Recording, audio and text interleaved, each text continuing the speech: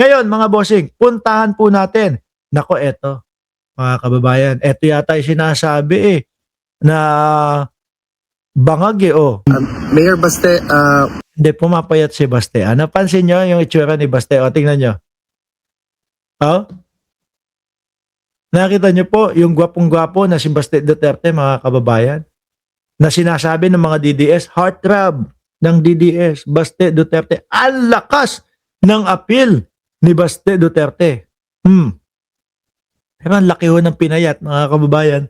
Nung huli kong nakita ito doon sa mga video, noong naghahamon siya kay Tore, yung nilatagan siya ng lona ng boxing ring, medyo mataba-taba pa siya no? Medyo mataba-taba pa siya. Pero dito, nako, parang bumabatak Parang lang. Hindi ko sinasabing bumabatak. Okay? Game, pakinggan ho natin mga kababayan. Si Baste, na ayaw niya daw, na siya ang tatakbong presidente kasi nakakapagod. Putik, first time in the history ng Pilipinas, ganito itsura ng presidente natin, ano? Game, pakinggan natin. Mayor Baste, magandang hapon po sa inyo. Kamusta po kayo today, sir? Okay lang. Mayor Baste, meron po ba kayong opinion? Pansin ko lang, laging sinasabi nila na medyo tagilid daw yung bibig ni Bongbong Marcos na ating presidente. Pero ito tagilid ang bibig Ito yung ngiwi Tingnan nyo yung itsura Sa nangyari kay... Ayan, regular. Sabi ni Riesa Plaza, Baste, gandang hari. Ito yung tagilid yung, bukod sa tagilid na pagganon, tapos tagilid pang pagganon, no? Minsan ang iniisip ko ang magnanay o ang mag-ina, si Baste Duterte at saka si Amy Marcos, mga kababayan. Sabi ni Tato, na kaibigan natin, batak na batak yan, boss, Hindi, ikaw naman, kayo naman, pumayat lang. Si Baste Duterte, sabi ni Kunyang Life, sobrang payat now. Adik na, pumayat lang, kayo naman. Wag niyong anuhin. Game. Mike at saka defensor at saka kay Senator Rodante Marcoleta, sir.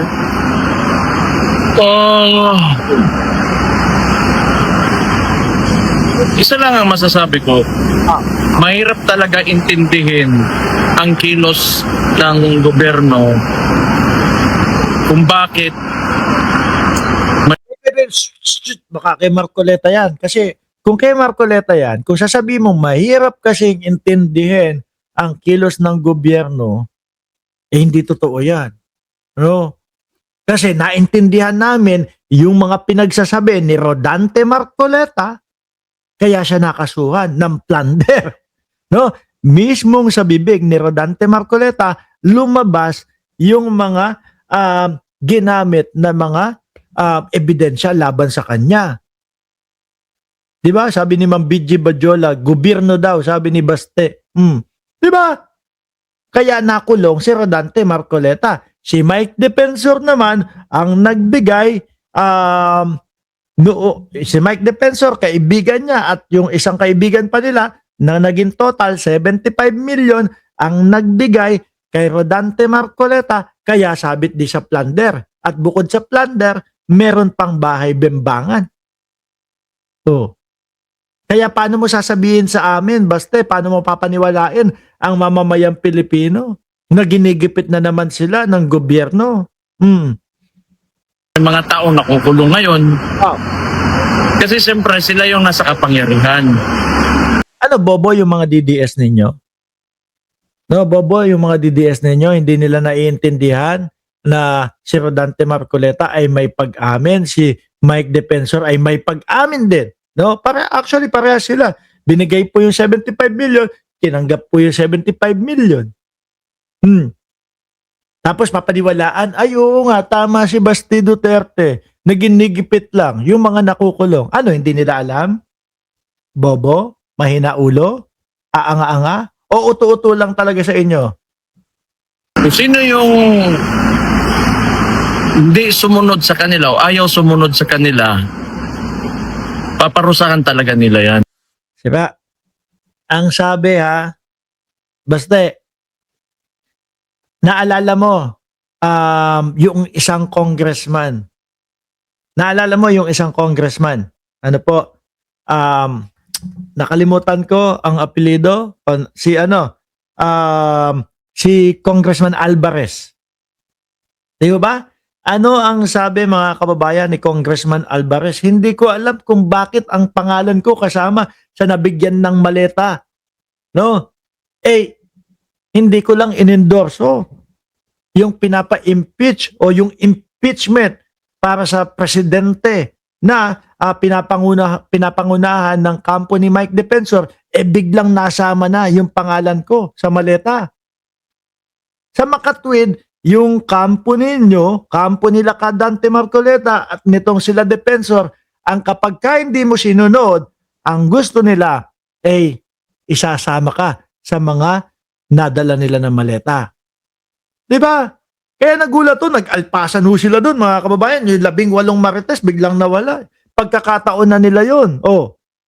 Para kausapin si Congressman Alvarez. Pero si Marcoleta biglang napabilis pa, biglang napaalis pa agad. Diba? Para hindi na Pinipia, parang baliktad ang sinasabi ni Baste. Sila pag hindi pumanig sa kanila, kasama na sa malet. Correct! Akala ho yata nitong mga tao na ito, yung tipo bang 1980s, 1970s pa ngayon, na limitado yung mga balita. No, hindi, sir.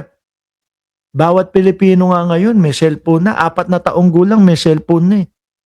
Malalaman agad nila kung ano ang katotohanan. Si Kadante, tumanggap daw siya. Ayun, nakikita ko sa cellphone ko, tumanggap siya ng 75 million. May pag-amin siya. Si Defensor, umamin din na siya yung nagbigay. Sila yung nagbigay. Kaya yung style po nila, mga kababayan, na ganito, no? Na yung tipo bang parang limitado lang yung mga nakakapakinig ng mga balita. Hindi na uubra ngayon. Kung 1970s, 1980s, posible umubra. Kakaunti, walang masyadong mga cellphone at hindi agad-agad napapanood yung mga balita. Kung magsasalita siya, kung sino yung makakarinig sa kanya, pwedeng paniwalaan. Pero ngayon, hindi ho. Hindi ho. Malabo. No? Kung gusto mo na talagang ikaw ay manalo sa election, kung gusto mo talagang ikaw ay paniwalaan ng mamamayang Pilipino, papanig ka lang doon sa totoo at pawang katotohanan lang ang sasabihin mo. Hindi ka hindi ka kung ano-anong paligoy-ligoy at sasabihin ng mga ito, di ba?